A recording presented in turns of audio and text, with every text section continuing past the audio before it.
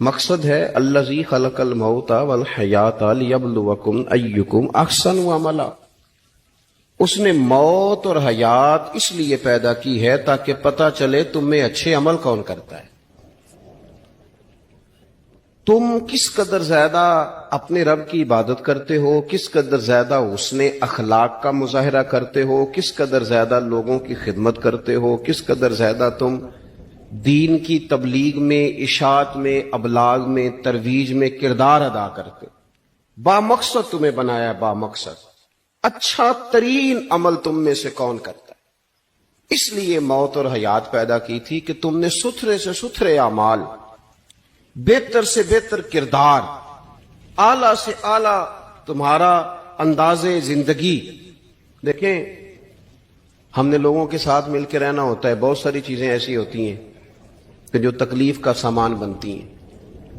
اب انہی لوگوں کے ساتھ اللہ نے ہمیں مل کے رہنے کا حکم دیا، ان کے حقوق ادا کرنے کا حکم دیا، تو ساتھ ساتھ نہ درگزر کا بھی کہا، معافی کا بھی کہا. جب انسان معافی کر دینے والا ہو جاتا ہے، درگزر والا ہو جاتا ہے، تو پھر وہ بڑا ہو جاتا ہے، بڑے دل والا ہو جاتا ہے، بڑے حوصلے والا ہو جاتا ہے، بڑے ضرب والا ہو جاتا ہے، اس کی زندگی حسین ہوتی. تو یہاں آئے تھے کچھ کام کرنے. وہ جو ہم نے مقصود بنائے تھے نا، مطلب اچھے کپڑے، اچھی دنیا داری، اچھی گاڑی، اچھا موبائل سیٹ، وہ چونکہ مقصود نہیں تھا تو ان چیزوں کے حصول کے باوجود بھی لوگ پریشان. مقصود یہ تھا کہ بہترین عمل، سونا عمل، اعلیٰ ترین عمل میرے رسول پاک صلی اللہ علیہ وسلم کے غلاموں نے نا وہ عمل کر کے دکھایا. اعلیٰ ترین مزاج رکھتے تھے اور اعلیٰ ترین خدمت، یعنی لوگ ان کا کردار دیکھ کے نا، کردار اور عمل دیکھ کے. ہم تو لمبی تقریریں کرتے ہیں، باتیں کرتے ہیں، بڑا کچھ بتانا پڑتا ہے، لیکن وہ بس تھوڑا سا نا لوگ ان کے پاس اٹھتے بیٹھتے تھے، آتے جاتے. اتنی دوڑ ہے کہ آگے بڑھ کے اور لینا ہے، اور لینا ہے، عالم مزید کا رٹا. وہ سمجھ گئے، ہم نا اڑے ہوئے. بہت سارے لوگ ایسے ہیں جنہیں صحیح بات کا پتہ چل گیا ہے، وہ فیصلہ کرنے میں دیر کر رہے ہیں. انہیں سمجھ آ گئی ہے کہ بہتر یہی ہے کہ میں وقت پہ مسجد آیا کروں. انہیں سمجھ آ گئی ہے بہتر یہ ہے کہ سویرے اٹھ کے نا واٹس ایپ بعد میں دیکھوں، پہلے قرآن پاک کی زیارت کر لیا کروں. سمجھ انہیں ہے، سمجھ ہے کہ باتیں زیادہ کرنے سے بہتر ہے درود و سلام زیادہ پڑھا جائے. پتہ انہیں ہے، وہ فیصلہ ہی نہیں کر رہے، ارادہ نہیں بنا رہے، توجہ نہیں کر رہے. جب بہت زیادہ بندہ دنیا داری میں الجھ جاتا ہے نا، بہت زیادہ، آسانیاں تو بندے کو جینے نہیں دیتی. پہلے انسان کہتا ہے کہ موٹر سائیکل ہو جائے نا تو چلو سفر آسان ہوگا. پھر موٹر سائیکل کہتا ہے ٹائر 2 ہیں، 4 ٹائروں والی ہونا، چلو مہران ہی ہو جائے خیر ہے. لیکن مہران میں بیٹھتے ہی اسے خیال آتا ہے کہ اس کی تو سیٹیں تنگ ہیں، پھر اس سے بڑی گاڑی چاہیے. یہ روز دوڑ ہے. بانج فقیروں کسے نہیں ماریا، اے ہوئی چور اندر دا. یہ دوڑ ہے، یہ ختم. حضرت ابوبکر صدیق رضی اللہ تعالیٰ عنہ امیر تھے. ہمیں تو نا جی ایک سے ایک کھانا، اور آج یہ نہیں کھانا، آج میری مرضی کا کھانا، یہ میری مرضی کا، یہ میرے بچے کی مرضی کا، یہ فلانے کی مرضی کا. وہ خواہشات کا انبار. اور نفس بچے کی طرح ہوتا ہے، خواہش پوری کرو تو فوراً ہی دوسری بھی بتا دیتا ہے، دوسری پوری کرو تو تیسری کی بھی خبر دے دیتا ہے. ہم نا چونکہ الجھ جاتے ہیں، پھر وہ الجھاؤ ہمیں باہر نہیں نکلنے دیتا. اگر تھوڑا تھوڑا کر کے، میرا مطلب یہ ہے کہ زندہ رہنے کے لیے روٹی کھانی ہے نا. مثلا روٹی کا لطف کتنی دیر ہوتا ہے؟ جتنی دیر منہ میں چباتے ہیں، اس کے بعد ختم. تو کپڑا تو پہننا تھا بدن چھپانے کے لیے. اس میں وہ کدھر سے آ گئی ساری کہانیاں جو آج بن گئی. اور اتنے میں نے عجیب و غریب نظام دیکھا ہے کہ نوجوان ہے، اچھا بھلا سیانا آدمی، کپڑے اس نے تازے سلوائے ہیں، اور 99 لوگوں نے کہا ہے صحیح لگ رہا ہے، تو صرف ایک نے کہا نہیں ٹھیک لگ رہا.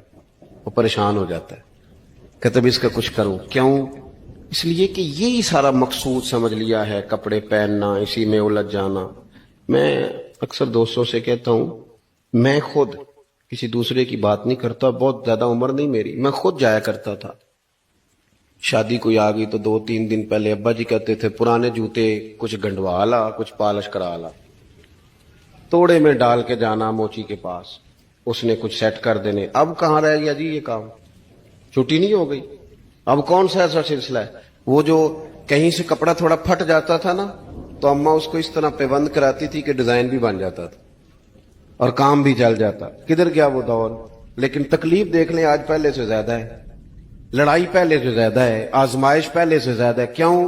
जितनी भी ख्वाहिशात आप बढ़ाते जाएंगे ना, मकसद फौत होता जाएगा। जितनी भी मकसूद सफर करना है, गाड़ी दिखाना तो मकसूद नहीं ना, लेकिन हमें वो वाली गाड़ी चाहिए कि लोग एक दफा उंगली मुंह में डालें कि वो इस गाड़ी पे बैठा हुआ है।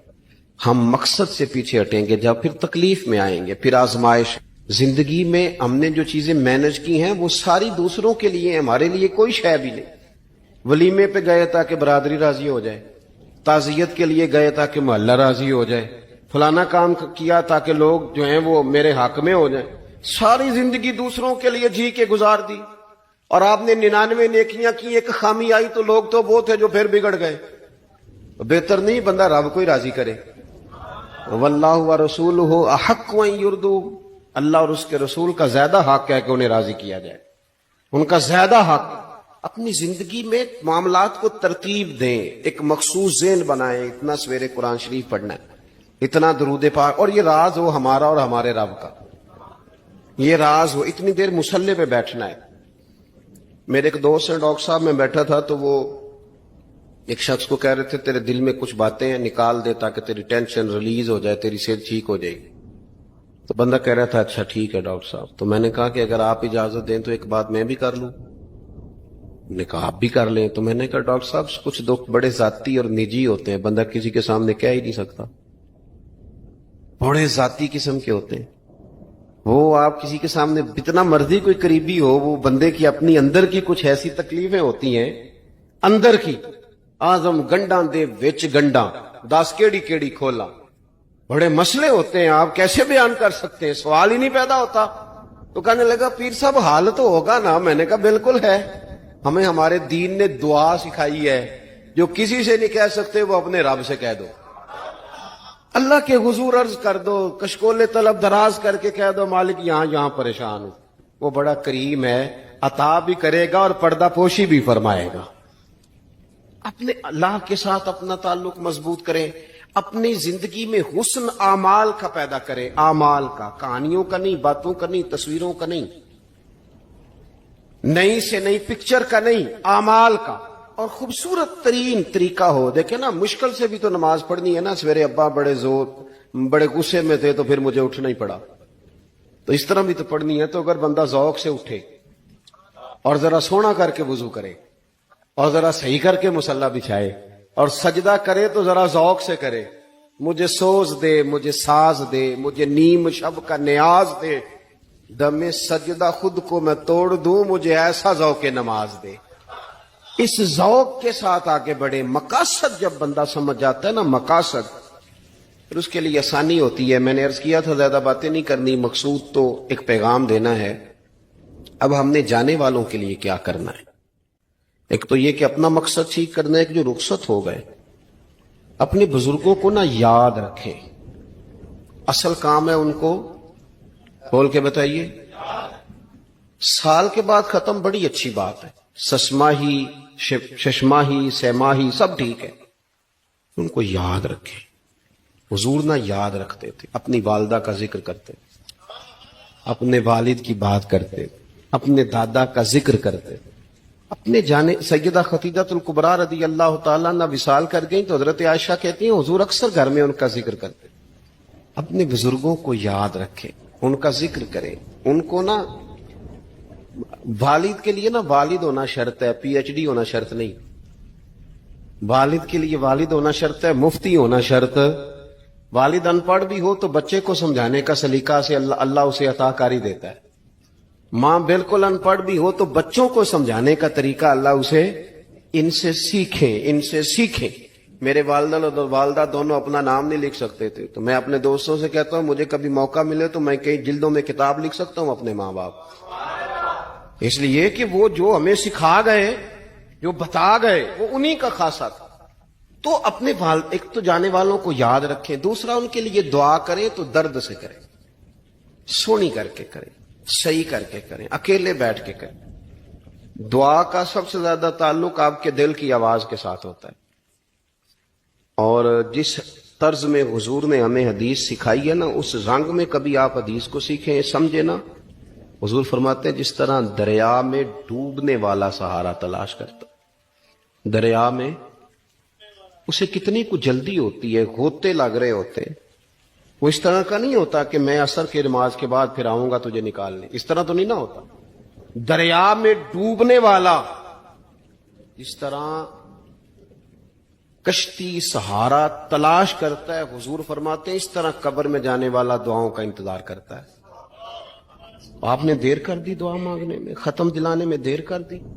خود صبح و شام ہمہ وقت دعا، ابھی آپ آیتیں سن رہے تھے سورہ ابراہیم کی، اللہ نے نماز میں رکھ دی، ربنا اغفر لی ولی وللمؤمنین یوم یقوم الحساب۔ ایک تو نے یاد رکھیں، خوب دعا کریں، اور دوسرا کوشش کریں کہ وہ جو نیکیاں کرتے تھے وہ نیکیاں بھی جاری رہیں، جن لوگوں سے ان کا اچھا تعلق تھا وہ تعلق بھی قائم رہے، یہ بھی کوشش کریں کہ ان کے لیے صدقات و خیرات کریں، اور قیمتی صدقہ دے۔ قیمتی، میں بات ختم کرنے لگا ہوں، بس قیمتی صدقہ دے، قیمتی۔ 15 تولے سونا گھر میں پڑا ہوتا ہے، قیمتی ہوتا ہے نا۔ کبھی کسی نے چوک میں بتایا کہ آج 15 تولے سونا میرے گھر میں پڑا ہے؟ بولو نا، لگتا ہے تو 10 چھڑنا ہے۔ اگر گھر میں 50 لاکھ روپے کیش پڑا ہو تو چوک میں گلی میں آ کے آپ بات کریں کہ گھر میں پیسے پڑے ہیں؟ کیوں؟ کہ وہ قیمتی ہیں، کوئی لے نہ لے۔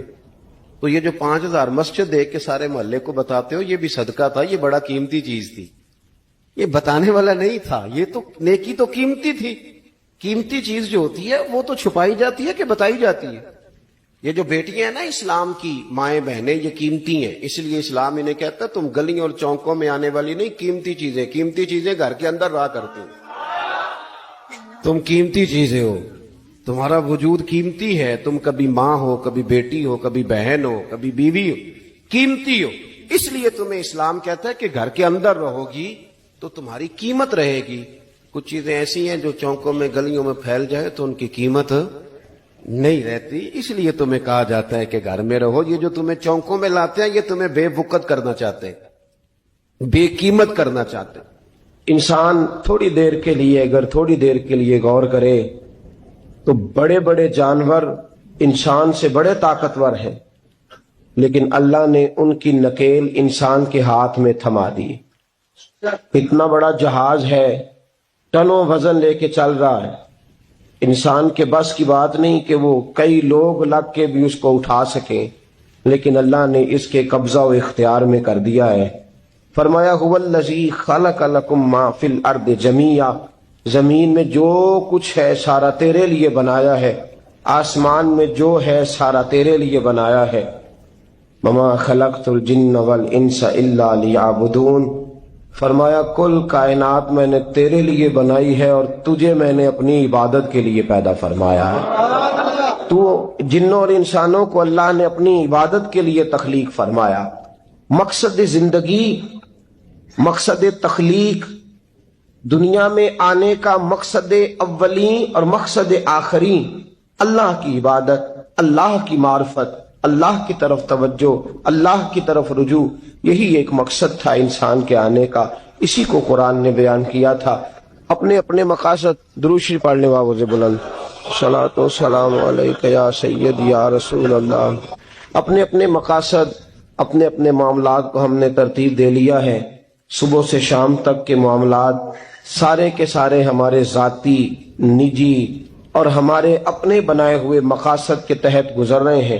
حالانکہ رب کریم نے فرمایا کہ انسان، میں نے تجھے اپنی عبادت کے لیے بنایا ہے، اپنے لیے تجھے بنایا ہے، تو میری بارگاہ میں سجدہ ریز ہو، تو میری بارگاہ کی طرف توجہ کرے، تو میرے لیے تسبیح پڑھے، تو تحلیل کے جملے بولے، تو تکبیر کہے، تو میرے محبوب پہ نازل ہونے والے قرآن کی تلاوت کرے۔